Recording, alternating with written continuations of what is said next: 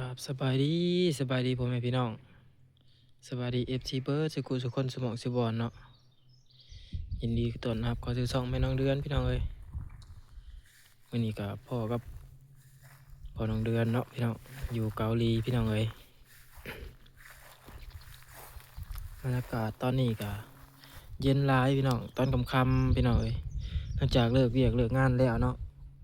พ่อน้องเดือนก็สิมาถ่ายบรรยากาศรอบๆพี่น้องเอ้ยแล้วก็รีวิวหม่องพักหม่องเช่าพี่น้องให้ FC ได้เบิ่งเนาะว่าเป็นจังใดอยู่จังใดเนาะพี่น้อง คลิปนี้ก็เป็นคลิปแรกพี่น้องเอ้ยหลังจากที่พอ1 เดือนกลับมาบ้านพักผ่อนอยู่บ้าน5-6 เดือนเนาะเพื่อสิได้กลับอันนี้ก็บ่แม่นของง่ายๆพี่น้องเอ้ยใช้เวลา5-6 เดือนเนาะนี่พี่น้องเอ้ยก็หลายคนก็ถามมาว่าแม่น้องเดือนเด้บ่ได้มาบ่พี่น้องเอ้ยก็คือยังเนาะแม่น้องเดือนเนาะมาคนละบริษัทคือเก่าพี่น้องเอ้ยฟังเบิ่งปีหน้าปีหน้าอยู่แหละพี่น้องจังสิว่ากันใหม่เนาะเฮาก็จังสิถอนจากบริษัทนี้แล้วก็สิไปสมัครแบบเป็นครูผัวเมียบัดนี้พี่น้องเอ้ยหลังจากปีนี้ผ่านไปเนาะอันนี้ก็สิเป็นหม่องอยู่หม่องเช่าพอน้องเดือนพี่น้องเอ้ยเนาะนี่สิถ่ายให้เบิ่งนี่เป็นหม่องอยู่หม่องเช่านี่แหละพี่น้องเอ้ยก็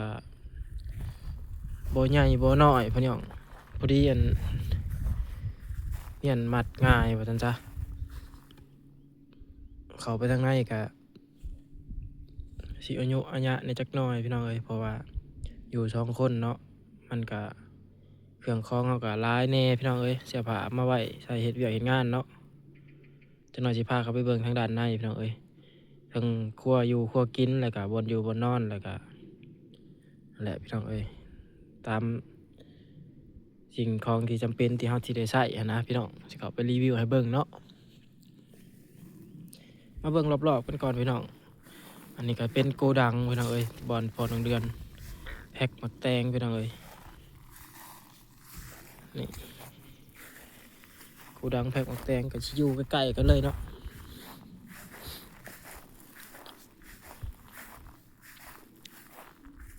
นี่โกดังแพ็คหมักแตงอยู่นี่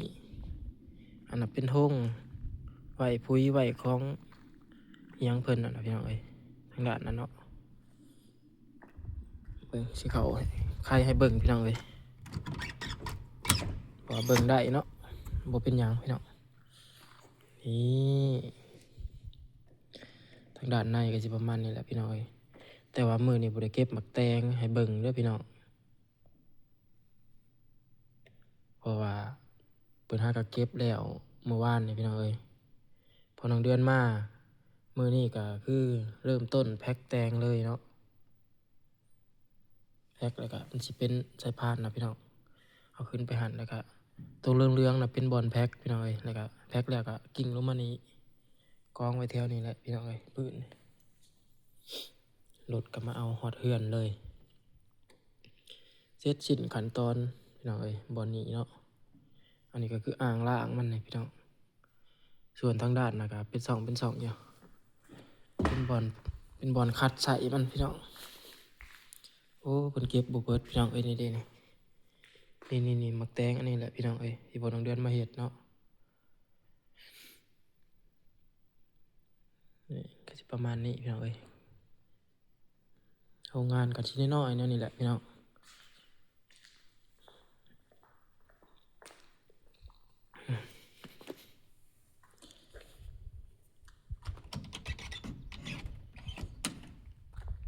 นี่เป็นทางเฮือนเฮานี่เพิ่นนี่พี่น้องได้เสียงหน้าซ้ำนี่คือสิงามพี่น้องเอ้ยคือสิพอดีอยู่เนาะมาอยู่บ้านเฮานี่ได้เถียงหน้าซ้ำนี่โอ้ยทางด้านหลังก็ได้อยากสั่นแหน่จักหน่อยก็ขอโทษขออภัยพี่น้องเอ้ยหนาวพี่น้องเอ้ยเนาะโอ้ความหนาวน่ะต้นไม้จนตายพี่น้องเอ้ยต้นไม้ใบหญ้ารอบๆก็ มีแต่ภูเขาพี่น้องเอ้ยรอบๆก็ได้มีแต่ภูแต่เขา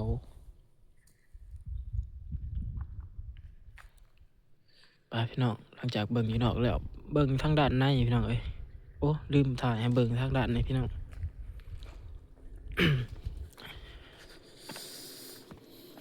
ลืมถ่ายให้เบิ่งทางด้านนั้นเห่าหมักแตงพี่น้องเห่าหมักแตงที่ว่าบ่แม่นของเฒ่าแก่เฮาแต่ว่ามันหลายพี่น้องเอ้ยอยากให้เบิ่งให้ส้มเนาะนี่เบิ่งพี่น้องสุดหูลูกตาพุ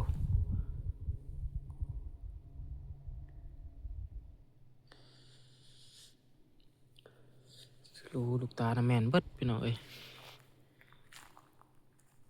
บ่แม่นสิเบิดแต่เท่านี้เนาะเป็นศอกเป็นซอยเข้าไปน่ะมีแต่เห่าหมักแตงเบิดพี่น้องเอ้ยหลังเขาหน่อยนี่ก็แม่นนี่เนิน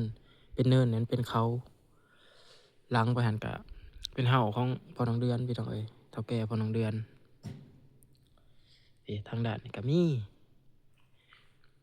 ธรรมชาติบ้านเขาเจ้าพี่น้องเอ้ยกู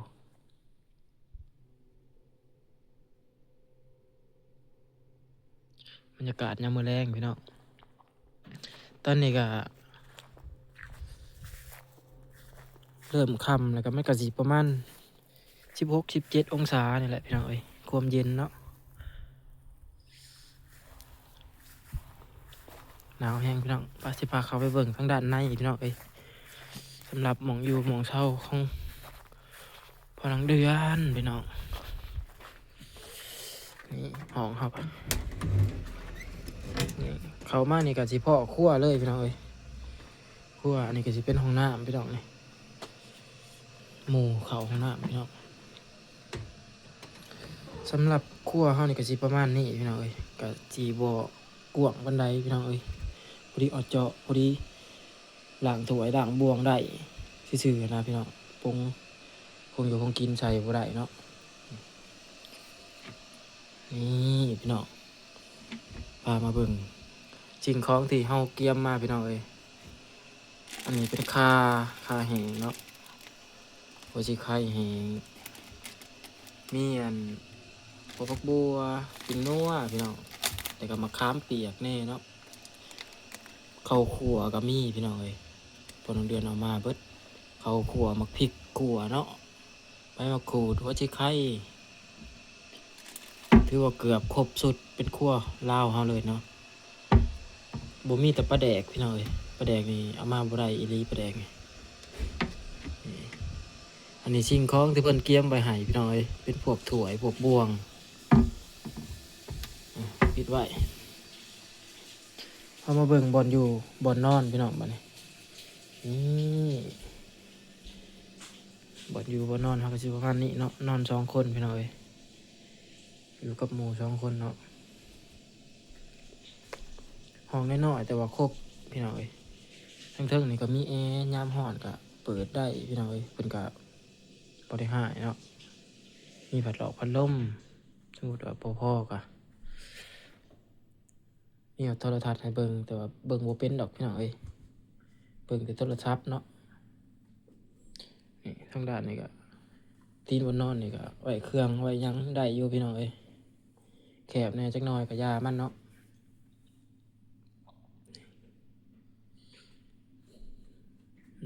ท่านนี่ก็ตีนบนนอนนี่ไว้เครื่องพี่น้อง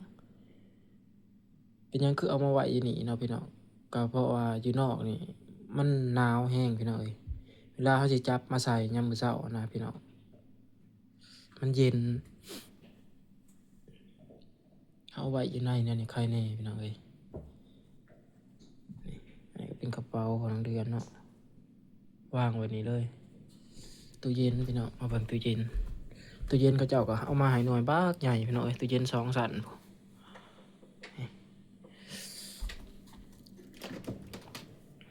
นี่นี่ก็สิเป็นเนื้อแล้วพี่น้องเอ้ยเพิ่นเอาเนื้อเอาให้เนาะแต่ก็มีพี่คนไทยเอาให้แน่พี่น้องเอ้ยเนื้อเนาะอันนี้บ่ฮู้ว่าอิหยังพี่น้องเอ้ยบ่ฮู้ว่ามันอิหยังเนาะเพิ่นเอามาใส่ตู้เอาไว้น่าสิเป็นน้ำผึ้งบ่พี่น้องหรือจังใดนี่แหละเฮาบ่กล้าแตะดอกอิหยังกับพี่น้องเอ้ยนี่เหลืองๆนี่สิกินแต่เนื้อตัวเพิ่นเอามาให้นี่แหละพี่น้องเอ้ยเบิ่งทางด้านลุ่มบัดนี้พี่น้อง นี่ทั้งด่างลุ่มกับบ่มีหยังเนี่ยพี่น้องเอ้ยมีไข่ของขาดบ่ได้ของเกาหลีพี่น้องเอ้ยนี่ก็คือกิมจิพี่น้องกิมจิอยู่ในแอปนี่เนาะเพิ่นก็บอกให้กินเนาะเพิ่นก็เตรียมไว้ให้เฮากินเนาะอันนี้ก็ได้นี่แหละพี่น้องเอ้ยก็ยังโล่งอยู่พี่น้องเอ้ยตู้เย็นเฮาก็ได้ท่านได้มีผักมีหมี่มาเข้าไว้พี่น้องอันนี้ก็สิเป็นกระเพาะกระเพาะเพิ่นเตรียมไว้ให้เฮาได้นี่พี่น้องเอ้ยเฒ่าแก่เตรียมไว้ให้พอน้องเดือก็ถืออันเจียวบองเมืองดามากินแน่พี่น้องเอ้ยก็สิซ้ำนี่แหละพี่น้องเอ้ยนี่